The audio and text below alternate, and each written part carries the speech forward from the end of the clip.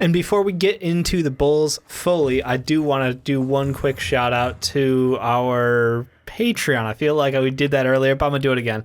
If you want to jump into our Discord, $1 tier will get you into the Discord, gets you in the conversation. We do a ton of talking all the time. We do watch sessions now for NBA games of the week. Whatever we decide, we really kind of internally vote and go from there. We had our first one this past week. It was awesome. Probably going to have our second one coming up real soon. We gave the Sixers their first loss. We really did. And only $1. So you get that for $1. It's a dope deal, and there's a great community we're building in that Discord. Cooler stuff on the ladder you go up. So definitely think about joining patreon.com/mostofitpodcast. Great job, Sean. Thanks for finishing my promo. You're welcome. Bulls, though. Bulls have just kind of... Ricky's dramatic reading of the one and only.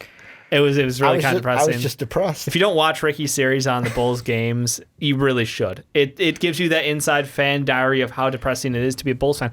But Jim Boylan, always inspiring confidence out there. Sean, you have a quote from him? Yeah, well, I mean, the Bulls won last night, 113-93 against the Hawks. And he said after the game, that's the situation we're in, developing and winning. You have a 24-year-old team. That's the average age of the Bulls. We have a goal to play winning basketball and fight for the playoffs. That's our goal to start the season. I was not going to start the season by saying, I hope we have a good team. That's not how I operate. That's not what I believe in. That's not good for what this group, for this, that's not good what this That's not what's good for this group. I don't know how to read.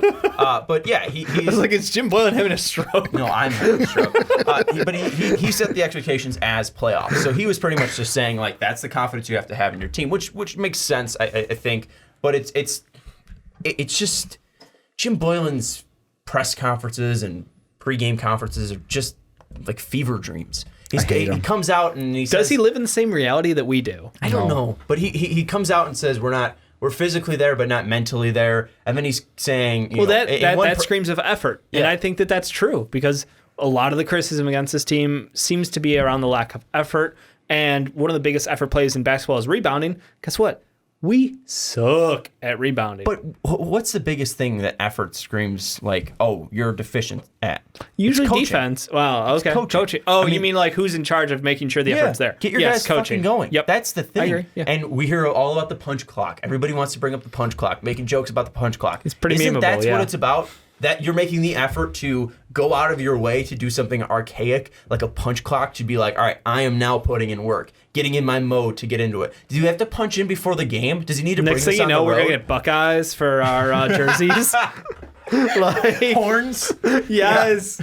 Getting the horns. Where are you putting that? The shoes?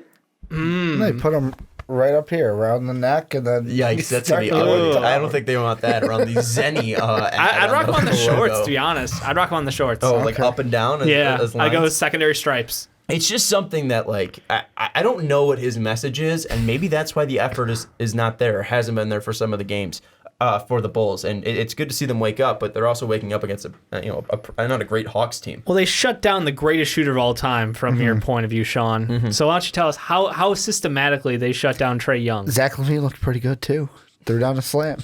He was no Sato, though. No, he was no Sato. And I think that was one thing that was a reason why a big thing about Trae Young is the lack of wingspan, the lack of size on him. And when you have a bigger guard like Satoransky going up against him and a large, very good rim protector in Wendell Carter Jr., it's tough for him to make plays. And they did shut down Trae Young, but we know that shooters can get hot and cold each and every night. And he has a bum ankle, so I'm not like being like, oh, they solved the magic to Trae Young. No, because the next time they play against each other, he could light them up. So, and they also, the Hawks were missing one of their biggest offensive weapons in John Collins, who's suspended right now for performance-enhancing drugs. But like you said, we're going to see a different Hawks offense, a different Hawks energy next time we play them when they are at full strength. So this team and these playoff aspirations that are being hoisted on these young kids, where do you feel like, because going into the year, you had to listen to me and Ricky be insufferable jackasses about how the Bulls were going to be an 8th seed this year, and you came out the gates just grinning like an asshole because we were so far off in our expectations from what the product was on the court. But are we? Are we so far off? But under the closer look, our defense is 15th in the league. That's average. But even with that, you look at what the 4 has done against the Bulls, and that is just showing that Lauri Markkanen is a below average defender. The 4 determines whether the Bulls are going to win or lose. If they had John Collins, they would have won that game because Lauri Markkanen cannot play defense, and it's either the center or the power forward that puts up the most points against the Chicago Bulls each and every game, and that's because of Lauri Markkanen. And you could say, oh well, the 5 that means Wendell Carter Jr. Well, the reason that the 4's putting up so much is because the 5 always needs to come over and close out and help. And when he's doing that, that's going to leave the 5 open. So, or you expect Luke Cornett to be a defensive stalwart. Yikes. The fuck? No, you expect Thad Young to fill that hole. Yeah, no, I'm just sorry. It's the rotations. Yeah. But even then, like, the guy who's going to get the most points is going to go up against Markkanen. That's why Markkanen's getting benched in the fourth quarter. That's why he's not seeing the floor. And I just to go on the Trae Young thing, this is a team that is one of the most higher pick-and-roll teams in the league. And when you don't have the guy that's the best at setting those screens into your team, it's going to be difficult to have that offense going. So I think that was a large part, was getting used to not having John Collins out there. And I loved what Lloyd Pierce had to say after the game. He's like, what do you want me to say? Like, there's nothing to say. We sucked. Let's move on. Let's get this game out of us. So it's not like a glowing thing where the Bulls were so overpowering or pressuring. Lloyd Pierce left that game just being like, we didn't operate. We didn't execute. Like, there was nothing good from this game. That just tells me that they know that they can beat the Bulls night in and night out. And this isn't a good Hawks team, like I said earlier. So what I'm taking away from this Bulls team is just that expectations were too high, like they always are for every Chicago team. Yeah. And with that, this team isn't going to make the playoffs. Zach LaVine is incredible, first and second step. He is explosive. He is a great athlete. But for some reason, it doesn't click to put it all together. He is not a great defender. He has not this ability to take over a game and destroy it. Or at least isn't that switch to. Because he has the ability to. He has before. He's dropped 30, 40, 50 in a game. But he doesn't have that ability to do it. But it seems like at an elite level every single night. And it's not, clearly physically. He has the physical gifts. He has the shooting ability as well. Yeah. It just feels like it's not there every single night. It feels like there's not that switch he can turn on to be the leading scorer. I don't know what that is. I don't know if it's effort. I don't know if it's confidence. I don't know if it's just, if there's no next is it the gear for him. Unselfishness of the game plan? I mean, you saw, it seems like somebody else is kind of doing it every other night. Is that a good thing for this team that we're able to have Sato have a 27-7-7 game on incredible efficiency? No, because or Otto Porter going out for 20 plus in a game. Well, that's something that's good to see. It's just because he's looking hurt, and he is hurt now officially. But with that, like, it doesn't help that anyone can do it, because the reason you brought Satoransky in was to lead an offense and to go through your playmakers and to go through Lauri Markkanen, to go through Zach LaVine. And it doesn't feel like that's happening. It doesn't feel like this team fixed the point guard issue. And I don't know if that's because of Jim Boylan's offense. I don't know if that's because of John Paxson. I don't really care, because John Paxson's been a problem for 17 years, and Jim Boylan seems to be a problem as well. It just doesn't feel like this offense has a flow or a rhythm to it. And I was looking at some of the stats, and NBA Math has a fantastic Twitter account. And you look at where the Bulls rank, and it's like they had a high frequency, high efficiency, high frequency, low efficiency, low frequency, low efficiency, and low frequency, high efficiency. Right. The Bulls were near the middle or low frequency, low efficiency for pretty much every single stat. Transition, pick and rolls, pick and pop, spot up shooting. It just doesn't feel like this offense has an identity. Yeah, because there's no motion. Well, it's just like Lauri Markkanen, hey, let me stand in the corner, and it's like it makes the defender's job easy that, okay, you're going to stay there? All right. I don't have to move. And then you're not tiring guys out. And I think with that as well, a whole talk about this during the offseason was that they didn't want to take mid-range shots like late in the clock, like bad mid-range shots. Well, then now you're just taking bad three-pointers. The reason why you're taking three-pointers is because there's a higher efficiency when they're open, and they're 3 points instead of 2. So if you're going to take an open 2-point shot, an open mid-range shot, then go and take a step back and take the 3 because it's going to be open. So we got it. But yeah, Dave's pointing at the camera because it just turned out. But with that, it's something that this team doesn't have an offensive identity, and I think that comes down to the point guard, and I think it also speaks to the stars. Zach LaVine is not putting pressure on defenses enough, I feel like. Lauri Markkanen isn't being aggressive enough, and maybe that is because of the offensive motion, maybe that is because of the offensive play calling, but it just doesn't feel like everything's there for these players to take a step, even if they wanted to. Yeah, I have Lowry is the one thing where I have not cracked that man yet. Yeah, you've been watching every game of the year, so you know a lot about how this team runs. What's the deeper stuff that you've seen on this offense and why it hasn't seemed to be consistently clicking? Well, like I said in one of my videos, it's just like I was watching one of the games and I was just like, this team, like if you asked me what's the Bulls' offensive system, pick up basketball. Like that's what I would say. Like there's no motion out there. It's kind of like, in the one thing I just want to get off my chest, if I have to see Zach put up one hero ball shot, because like Zach is great, but like the thing I hate about him, it's like, hey, I haven't taken a shot in a while, so I'm just going to take a shot. Like, is that okay, guys? It's like, no, there's 24 seconds on the shot clock. Why are you taking that three just because you haven't taken a shot? Pass the ball to Wendell. He's really good right now. But like, the thing with this team and the thing that really makes me angry and why I feel like I hope this Atlanta game, I hope these last two games are us turning a corner. Because yes, I know you're saying, well, Ricky, how can you turn a corner when you lost to the Lakers? These last two games are the best I've felt about the Bull. Like I know that Laker loss was super depressing and super, just we should have won that game. Yeah. But it's the best I've felt about the Bulls all year. And when I look at this, I know woulda, coulda, shoulda, but I look at the Laker game, I look at the Cleveland game, I look at the New York game. Those three. You can maybe throw the Charlotte one in there, but they did shoot ridiculous that night. I'm not going to count that one because of how they did rather than how we, because like Markkanen put up 35 and we still lost by 1 point. Why, but a thing with that is, why were they crazy offensively? Because the defense was bad. Yeah, Charlotte doesn't have any playmakers. PJ Washington's a rookie coming in at 27 and throwing up shots. What? Graham's a playmaker. Devontae Graham is a playmaker. How many fucking people outside of like guys who do podcasts for 5 years and Charlotte Hornet fans and Kansas Jayhawk fans knew who Devontae Graham was? Come on, like it's not like Terry Rozier, who they signed for a 3-year, $58 million contract. He's getting outplayed by a bench guard. Yeah, like that's their guy. Their guy to be the scorer was supposed to be him. It was supposed to be Miles Bridges. It was supposed to be Malik Monk, and it's fucking Devontae Graham. Right? Love it. I think that's just speaking. Like, who's the kid from Golden State who's now putting up like.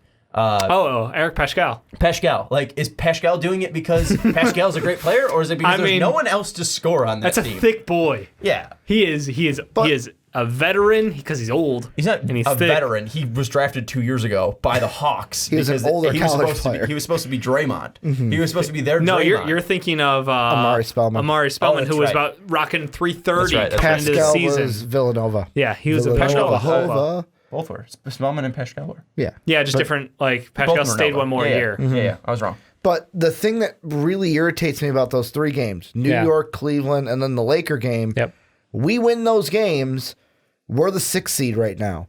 We beat the Hornets, we're the 2nd seed, right? Like, I know it's early. Yeah, I mean, there's been 9 games. Could you imagine if the Bulls would have won those 4 games? I know woulda, coulda, shoulda. Would have been totally different. Like, we'd be sitting there, we'd be talking about, holy crap, Bulls are ahead of the Bucks. Bulls are behind. Like, how legitimate are the Bulls? And, like, that's why there's a part of me, and I hate it. I fucking hate it. There's a part of me that's hope in the back of my head. It's just a little voice that says, things can turn around. Things can turn around. That's why I love that he watches every game this year, because I had this shit going last year, and it burned me. Here's what I want to tell you. Well, the reason why it won't turn around is because the teams that Jim Boylan. Because the teams that you just named. Cool down, relax. It's not because of Jim Boylan. It's because the talent isn't there. It's because Jim Boylan. It's because of John Paxson. It's because of everything. It's because of the Chicago Bulls organization. You're talking about, what if we beat Charlotte?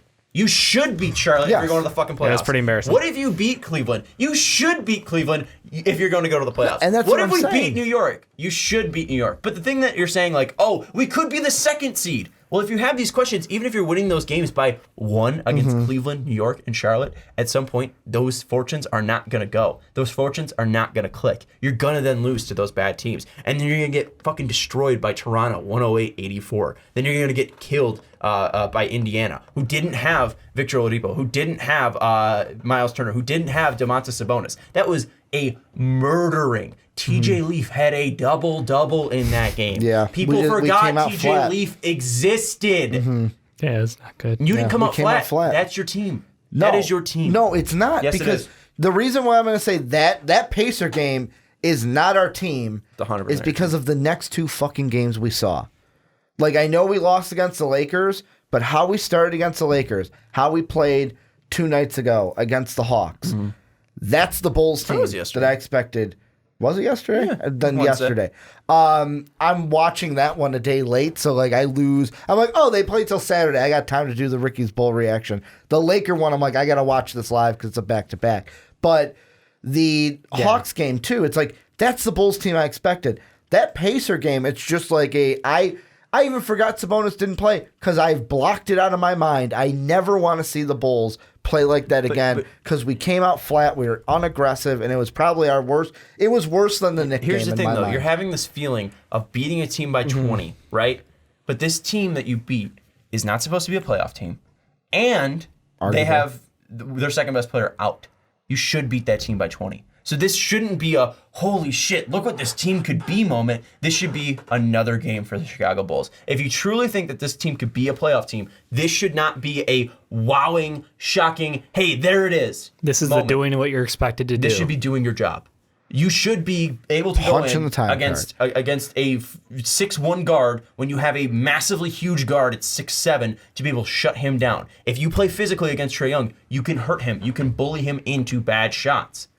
They did that, but that's what you're supposed to do. We're like, oh, wow, hey, maybe Jim Boylan's got it in the bag. No, because there's going to be another Laker game where you're going to let up a 16-0 run where they're much more talented than you. Anthony Davis and LeBron James at no point should have been down in that game. AD was shooting like booty. The fact that they were, is an anomaly. Anomaly. Ricky even missed that one. What was it? Anomaly. It was un-anonym. Ah, you got it. It's trying to put the word un in front of it. It's anatomy. I can't even say it. You guys destroyed my brain. Nope. I'm just done. Anomaly. It's like you're trying to say abnormality. You guys need to read more. No, I know how to say these. I know. You can't say it.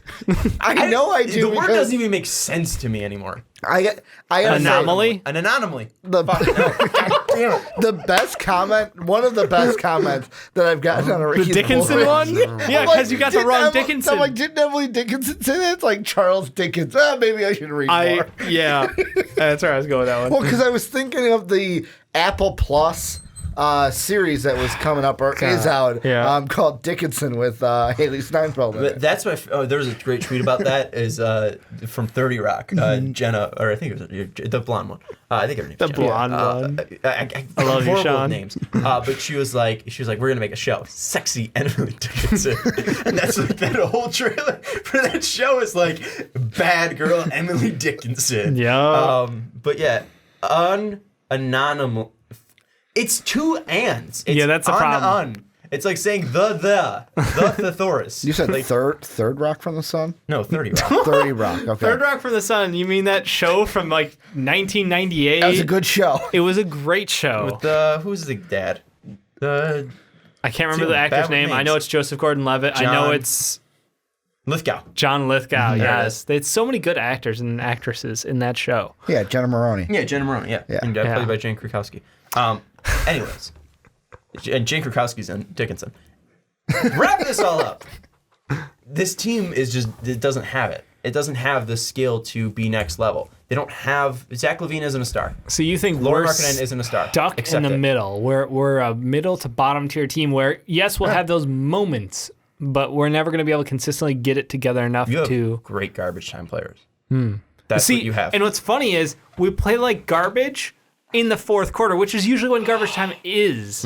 It's a mind fuck. Well, we got to get to garbage time first, but we got to be in the garbage time where we're losing. See, that's a problem. Like ultimate garbage time. We literally had the 76, or I'm sorry, it felt like, the 76ers when they had that backup guard come in. It was like all of a sudden they go on that run. And it's like, dude, you're a backup point guard. Why is this happening? How are we losing? I totally disagree with this. This team is talented. Yep. We have the talent. Yes. That's not the question in my mind. Yes. I mean, that's what I was saying. That's my aspiration for this team. This year, yes. I don't see it. It's just, to me, it's the general. The general is not putting them in the right situations, isn't putting them in the right offense. All on Boylan. 100%. I disagree. Because this team, 100% disagree. The whole thing I think of is I hear the players talk after the game. I see Casey Johnson and what he's saying on Twitter with the quotes of these players. they sound like players that are pissed off that they're losing. Like hearing Wendell say, I'm pissed. I don't give a shit about my numbers. Winning, we got to win the game. No, 100%. And but I think that's even if they had fucking Phil Jackson out there and they were 3-6, they would still be saying that. They wouldn't be 3-6. I look at one of those games and say that's on Jim Boylan. Because Phil actually knows where to put people on the one court. of those losses, and that's on Jim Boylan. That's Los Angeles Laker game. He should have called a timeout. Other than that, I don't see a single one that was like, oh, that's Jim Boylan's fault. Well, keeping in that, like, he's notorious this season through 9 games. I'm going to just keep that second unit in. I'm going to keep that 3-guard rotation in there. Now, with Hutch being back, luckily, like, I know in yesterday's game I saw on Twitter, someone's like, do we really have a 4-point guard rotation in right now, or a 4-point guard lineup? Calling Sato a point guard is kind of a misleading thing. Yeah. He's not, Ben Simmons or whatever, but he is 6'7". But I'm talking about he is a wing who has ball handling skills on par with a point guard. But I'm talking about the White Dunn Archie rotation. People think of Evan Turner before they think of Thomas Satoransky. So that's a shame. He's more in that Evan Turner. Well, Evan Turner was a great star in college, but Evan Turner also got paid a ton. So I mean that's kind of the mold that he is. But Evan Turner can't shoot threes. No, Satoransky's a better player. Zatarans can. There's part of me that wonders if Jim knows, like, because we added Thad, we added Satoransky. If he knows how to use these guys yet with this team. Like, we added Cornette. Kind of he loves Cornette for some reason. Just watch him getting bodied defensively. I was going to say, that's real so bad. Like, put Wendell in. That's why we have Wendell. Oh, put Gafford in. Nope, he's going to go play for the Windy Shitty Bulls. But I mean, it irks me, and I 110%. I'm putting this all on Boylan because he's not putting them in the right situation. Which games do you think that he wasn't they were not putting him in the situations? The Knick game, the Knick game, the Cleveland game, but no, give me reasons Laker why. game. I will. No, I am. Yeah, okay. The Laker game should have called a timeout sooner than he did. Yeah, and I agree with you. And in the Knick and Cavalier game, he's been notorious for keeping in that second unit / that 3-guard lineup in way too long. It's like, hey, this lineup's not working. The lead is getting lower. Like, there was one game Dave said, hey, when you watch it, notice who's on the floor when the lead starts dwindling and when Jim finally flips the switch to put the starters back in. You agree with that? He's notorious for that this season so far. Yes, I do agree. There are so many situations where he can't adjust in the moment of the game. He can't keep up with the speed of the game. I think the Knicks was an interesting one. Or even halftime, like the Laker game where Vogel coaches make adjustments LeBron, at halftime. Hey, let's slow it down. And the Bulls did nothing, it seemed like. Yeah, no, I think the Knick game was frustrating because our offense sputtered so quickly. That fourth quarter, I think we didn't even get 20 points. I think we had like 18 or 6. I think it was 18 or 16 points. Worst fourth quarter, Knick or Lakers? Probably the Laker one, but they were both frustrating. 18. Yeah, we had 18 points, and it was like they were defensively impressive, but at the same time, like, we had so many looks where we just missed. And I feel like our shooting has not gotten on track because we're not getting the same quality of looks that we had in previous years. And even in previous just literally games, there's no consistency to the quality of our offensive looks. And when you're not setting up those looks by running plays, by creating motion, by doing the basics of an offense, it's just frustrating to watch them go down the court, waste about 6 seconds, and take a shot with time on the clock, with guys with little effort put into that half of the court. So it feels like you're saying 100% on Boylan. Yeah. 100% I'm like 70% Boylan. I'll say 97. I'm more on your side. Okay, so 100%. Yeah. Players got to hit shots is one thing that's killing us, but it's just like Zach's got to not hero ball it too. Yeah, and Markkanen can't be soft. If we're talking about Mitch Trubisky being soft, I could call Lauri Markkanen soft. So that's the question people have been asking is the whole, like, is Markkanen's new outside style and, like, basically refusal to play low post, is that Jim Boylan telling him to do this, or is this his preference to play on the outside more and not go down and bang low? Like, your whole offseason was you Instagram posting about how you're, working out, getting stronger, getting better so you can stand up to that low post game. And then you give us that fucking glimmer of hope to start the year by banging out 35 points and like 17 boards or something stupid. And then it just goes away. Yeah. It's just gone. And that's why people are like, well, look, he's got it. Wait, where did it go? Is that Boylan's call? Is that our offense? Is that Lowry saying, I prefer to play this style. Maybe Jim Boylen is that stupid that he would see 35 points from one of his stars and just be like, yeah, we're not going to do that again. Maybe he's that stupid, but I don't feel like he is that dumb. So I don't think it. Yeah, 35 and 17. I mean, Lowry. He was incredible. It was just you fed him and he was going after. He was being aggressive. He was dominating that game. And it was like I saw that and I was like, oh, I'm gonna eat my words this year, and then I haven't because he just hasn't shown that again. Well, the funny thing is like if you look at his rebounding numbers after that, it just gets worse. It's just worse. I don't think. Literally 17, 11, 7, 6, 8, 5, 6, 3, 5. I think when Boylen comes out and says physically we're there and then mentally we're not, I think that's true because you're in all of these games. Right, so yeah, and I think he's also saying that he also is mentally not there as well because clearly those mistakes have been made. I don't agree with you that most of this isn't on Boylen. That's why we talked about him being fired. He shouldn't be fired last week, and I said he should, but he won't be because Scar Packs, go Bulls. Yep. But I do think that there has to be some of this blame on the players because I mean it's just basketball at the end of the day. You should be able to beat your guy to the bucket and get a point. You should be able to shoot an outside shot and make it. I don't care if a guy's on you. Like I mean, there's like you play one-on-one against a bad player. You could have or a great player, and you could have lock solid defense on it. I remember Jack Conless used to play him one-on-one, and I used to think I was a good defender, and I would be competitive against the shots, have a hand in his face, and you just drill. There's just guys that can hit closed off shots. You're not gonna be able to do it every single night, but the greats do it. LeBron can hit a shot with a guy in his face. AD can do that. Kawhi Leonard always does that. Made a career on it. I mean, at some point there isn't that guy that can be that great of a player to help this team be a playoff team. I don't think that Zach LaVine's that. I don't think Lauri Markkanen is that. He's not strong enough to do that. I don't think that this talent is there. Even if you had a great coach, I don't think it's there. Here's my example. Mm-hmm. Devin Booker can do that, and that's why the Suns right now are playing as well as they can. Devin Booker has no issue taking a shot, being the guy, shooting over a player, and drilling it. Devin Booker has killer mentality. He's got that fuck you attitude. Zach LaVine doesn't. Lauri Markkanen doesn't. And it's funny because... Well, it's just... I can't remember what game it was, but they made a point to mention on the broadcast that Lowry even said to Boylen, like, hey, I've got to be more aggressive. I've got to do this. And then it's like, well, why isn't it translating? And I hate to be the person that's blame the coach, but I almost feel like there's people also on Bulls Twitter that's like, why isn't the offense being run through Lowry? It should be run through Lowry.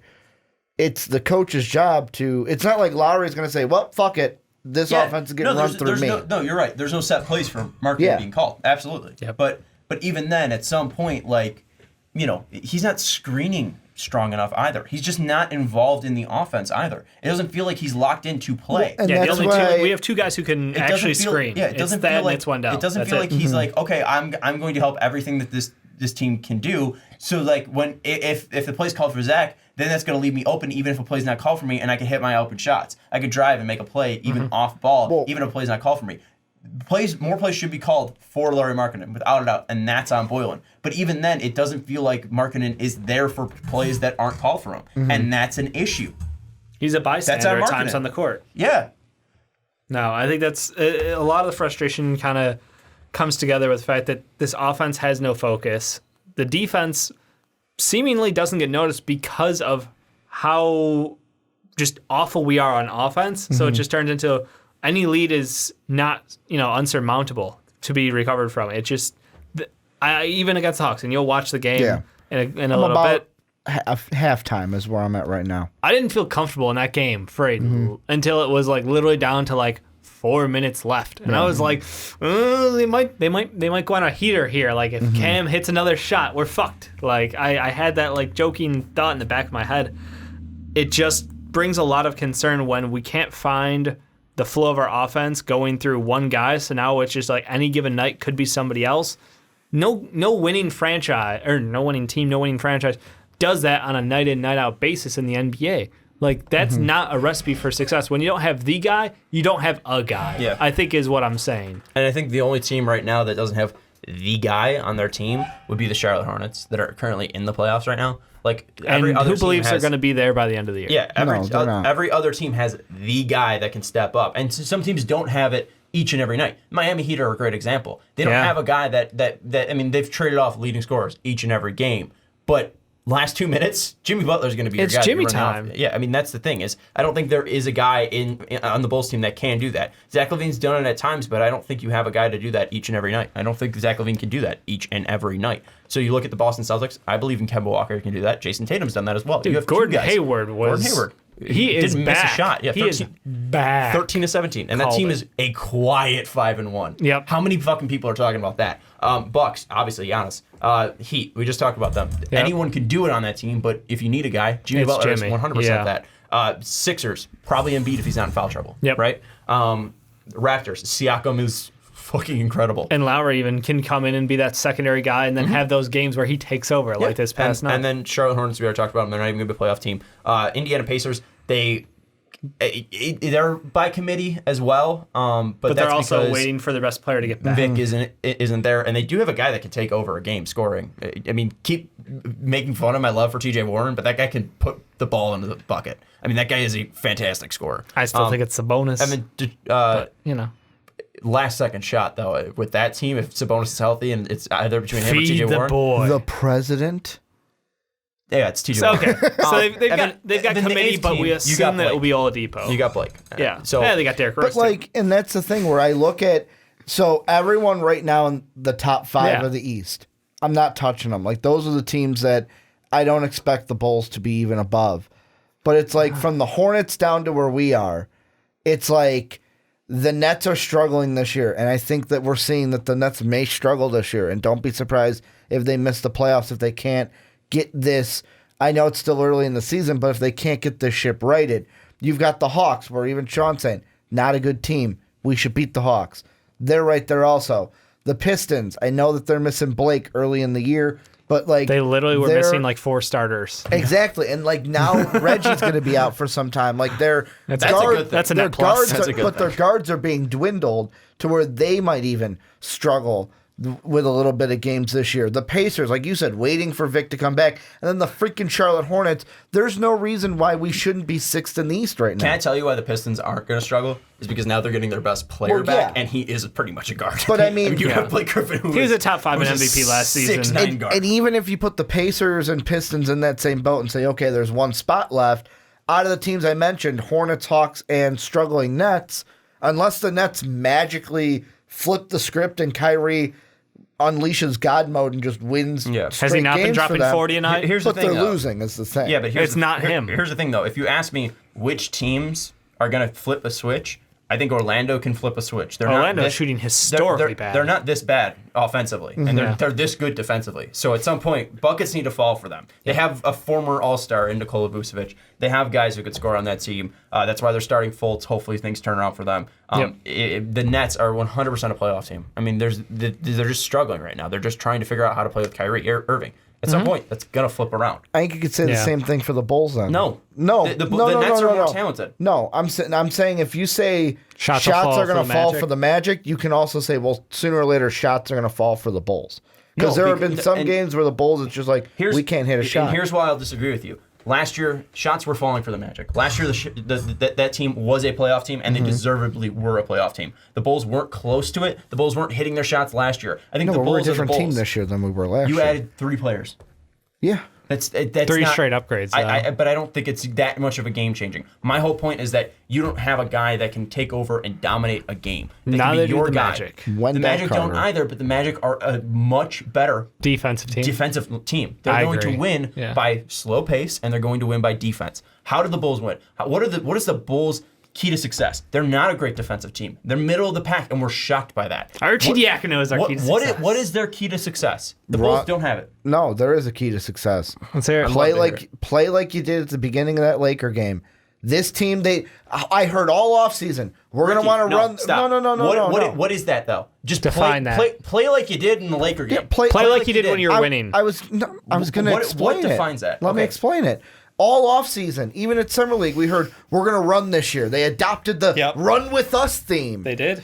And it's like, not until the Laker game, I truly felt that this team was living up to that, where it's like, we're going to be in transition. We're going to try to push the up tempo. Yeah. That's where this Bulls team looked good. When we're pushing the tempo, we're up pace until the Lakers said, you know what, fuck it, we're going to slow it down on you. And then the just ceiling fell on us. Every team wants to run, and you did it for a half of basketball, and then the much more talented team stopped that.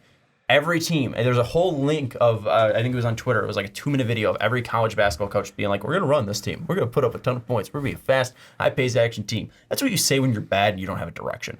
I'm sorry. Like, every team wants to run. Every team wants to be fast. Every team wants to be getting open looks and getting shots. They do that, though. The great teams do that by having great players. They do that by having talent. This team doesn't have this talent. Here's the cool thing that I think you're realizing. This is what it's like to be a Bears fan, but just for the Bulls. Everything's there for this team, you think, in your mind, for them to be great. Zach LaVine should be an all-star. On paper. I would say the Bears are in a better situation. Yeah, without a doubt. But is it a 20-point scorer? Wendell Carter, he's the next Al Horford. It's going to be great. We finally have a point guard. Everything's going to unlock on this team. It's not going to happen, Ricky. This team's not a playoff team. It's funny because I think the fact that you brought up the whole Devin Booker is, Zach isn't.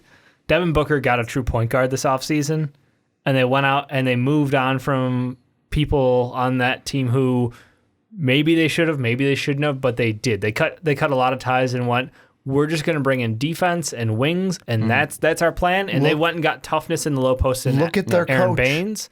Their coach is a competent coach. They got a competent coach.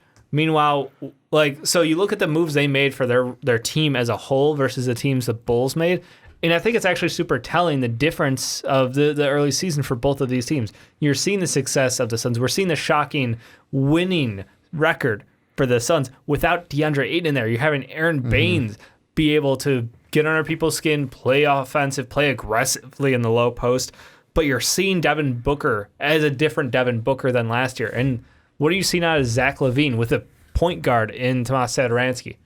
You're not seeing a different Zach LaVine. You're seeing the exact same Zach LaVine as you were last year.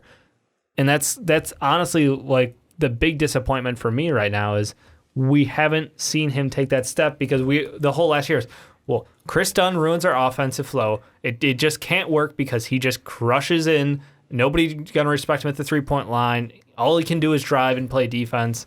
And I feel like adding in Satoransky should have unlocked this offense somehow, and we haven't. All we've done is somehow Chris Dunn looks like a great pair for off the bench with Kobe White. And it's just like, well, that's not really what we were going for by adding in Satoransky. We're going to get a veteran who knows how to run an offense, who knows how to run a system, who just had success at the world level, and we can't seem to get our best players better. And with that, thinking basketball, I forget his name, but his first name's Ben. Great channel on YouTube, has a podcast as well. Fantastic, check him out. But he does this. He started to do this thing called 5 Thoughts, and he talked about Phoenix's calculating offense. And he talked about Aaron Baines. He talked about Frank Kaminsky. He talked about all the success that they're having, and a ton of that is just by creating open looks. And it really hasn't been just Rubio being the addition, but everybody on that team is a willing passer, and they're taking advantage of mismatches, and that's what he was talking about a ton. He's getting Aaron Baines, he's getting Frank Kaminsky in situations where he can attack. Like they're getting him on smalls in pick and rolls and in switches, and that's not happening with Jim Boylan. That's not happening for this team as well. This team isn't running enough sets, like you were saying, motion, everything like that, passing. This team isn't doing basic basketball things. And who do you put that on? The coach. Yeah, but and that's but why even then, why I am so sour on Jim Boylan. But no, and I'm not saying that the major blame goes to the players. I'm just saying 100% doesn't go towards Boylan. Yeah, that's the thing. The Phoenix Suns wouldn't have been in this position if they didn't move away from players. They got the right players. James for Johnson, their team as weirdly. Well. Yeah, they've done a good job building up that team. Yeah, I think you added players to this team like Satoransky, like Thad Young. And I'm forgetting about Luke Cornett. Luke Cornett. We're really counting him? He plays enough minutes under Boylan. Anyways, he does. They made those additions to help Jim Boylan basketball, right? So I don't think the talent is there to help this team out. Even if you have a great offense in this, I don't think Zach LaVine is a number one player. I don't think he is a star. I don't think Lauri Markkanen is a star as well.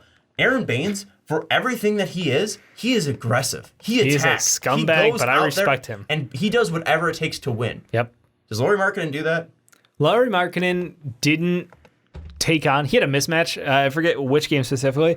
He had, a 6'2" point guard on him. Yep. And it's like, I'm not going to back this kid in the low post. I'm going to pass out of this. Yep. Like, what are you doing? I was screaming at my TV. And I'm like, are you insane? Do you think that's a Jim Boylan exercised move? No, I don't. Pass out when you got the mismatch. That's Lauri Markkanen not being attacking. That's him not being aggressive. And there are parts, Stacey, if I had a dime for every time Stacey King brought this up during a broadcast, I'd be rich. Yeah. Where he would bring up that, hey, man, the Bulls got to recognize the matchups, man. They got to recognize that they got him on this. They got a mouse in the house here, and they got to get this player the ball. Get Wendell the ball because he's got a point guard on him down in the post. That they're missing that. And then Stacey would go, but this team is young. They will learn that, hopefully. You're going to develop into that where those are the things where it's you can't put that on Boylan, but it's I feel like the start is Boylan. This team isn't even put in the right situation to where things like that just compound the situation. If Monty Williams was the head coach of this team, they would have more wins, without a doubt. But if they had better players, if they had more talented players, if they had Devin Booker instead of Zach LaVine, they'd also have more wins. That's why I know Dave is going to hate me for saying this, but there was, I can't remember who said it, one of the commenters, I know we throw out Mark Jackson's name a lot. He would be better than Jim Boylan in this situation. Yeah. Because the commenter brought up where it's was Mark Jackson going to be the guy to bring the Warriors to the championship level? No, but he got that. He set that team up so that Steve Kerr could do what he wanted to do with that team. He didn't know what he had in Draymond Green. Most overrated names in basketball, go. Mark Jackson. Twins. Cool. He didn't know he had Draymond Green. Andrew Draymond Wiggins? Green is what made the Warriors the Warriors. I understand that Mark Jackson figured out that Steph Curry's good at shooting threes, so we should predicate our offense on shooting threes. And I'll give him that because up to that point in time, nobody was letting people fling threes at the rate that Clay and Steph were doing it. So credit to him for let's change our offense to fit around our talent because that does take stepping out on a ledge. We notice most bad teams aren't able to figure out what to do for their teams to get that offense going. Rozier. Pre-Laker Dwight Howard. Oh, God. I'm just naming. Who else is overrated? I mean, I'm just Mark Jackson. I'm sick of that name. Yeah. Did he even get a head coaching interview this year? No. There's a reason, guys. Come on. Get Mark Jackson's name out of your mouth. Did he want one, though? That's the question. He's getting that fat network money. Even if he didn't, then there's a reason why he's not an NBA coach. So stop bringing him up. Carmelo Anthony. Ooh. Are you saying career Melo or just recent Melo? I mean, the fact that is there a difference? Yeah. I get you. One was the guy who deserved max money. I'm just fucking with you. I know. But again, it's just... Bulls great, Carmelo Anthony. Bulls great. Hawks great, Carmelo Anthony. That's right. Thunder great. Rockets great. Rockets great. Yikes, Carmelo Anthony. New York Knicks great? Legitimately, yes. Okay, all right. Yeah, I'll give you that. He's probably the best Nuggets player great, in the past 20 years. No, he's definitely a Nuggets great. Absolutely. Yeah. He might be their best all time. Maybe not. Yeah. Anyway, back to the note that started this all. This team and its young talent and expectations for the playoffs. I think we're still undecided in this room. Ricky is on the hope train. I am on hope, but it is the light's escaping the room, and Sean is saying, "Wake up, guys! You should have known this before the season even started." Yeah, I told you that before the season. So this team is not there yet because they don't have the guy. So time will tell what's going to happen for this Bulls team. Make sure to check us out next week. We're going to have Jake on. We're going to be talking about teams early in the season. Are they for... What was the phrasing that we're going with, Sean? It was patience or panic. Patience or panic. I love that, by the way. I would say that the Bulls are a panic. I don't think there is patience to have on this team. And maybe I'm saying panic to fans like Ricky that you're not going to make the playoffs. But for the people that think they're going to make the playoffs or have a chance, you should panic because it looks bad. Yeah. So we'll go deep into thoughts on multiple teams next week with Jake, I'm sure. But thank you guys. This week, Saturday. Oh, my God. It's in 2 days. Mm-hmm. Wow.